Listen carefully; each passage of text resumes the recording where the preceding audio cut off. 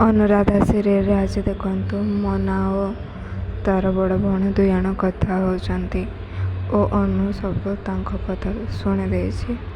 ମନା କହୁଛି ତାର ଦିଦିକୁ, ତୁ ଯେଉଁ ଷଡ଼ଯନ୍ତ୍ର କରିଥିଲୁ କି ସବୁ ସମ୍ପତ୍ତି ହାସିଲ କରିବା ପାଇଁ, ତାର ସବୁ ପ୍ରମାଣ ମୋ ପାଖେ ଅଛି ଓ ତୋର ସେ ସମ୍ପତ୍ତି ପାଇବା ଲୋଭରେ ରାଜ ତାଙ୍କ ପୁଅଠୁ ଦୂର ହୋଇଯାଇଥିଲେ ଓ ତାଙ୍କ ସ୍ତ୍ରୀଠୁ ଦୂର ହୋଇଯାଇଥିଲେ। ତ ତାର ବଡ଼ ଭଉଣୀ କହୁଛି, କ'ଣ ପ୍ରମାଣ ଅଛି ତୋ ପାଖରେ ମୁଁ ହିଁ ଏମିତି କରିଛି ବୋଲି? ତ ମନା ସେଠାରେ କହୁଛି କି ତୁ ଜାଣିଛୁ ମୁଁ କିଛି ବି କରିବା ଆଗରୁ 100 ଥର ଭାବେ ଆଉ ତାପରେ କରେ, ଆଉ ମୋ ପାଖରେ ପ୍ରମାଣ ସବୁ ଅଛି। ତୁ ଯାହା କଥା ହେଇଥିଲୁ ସବୁ କଲ୍ ରେକର୍ଡ଼ ମୋ ପାଖରେ ଅଛି।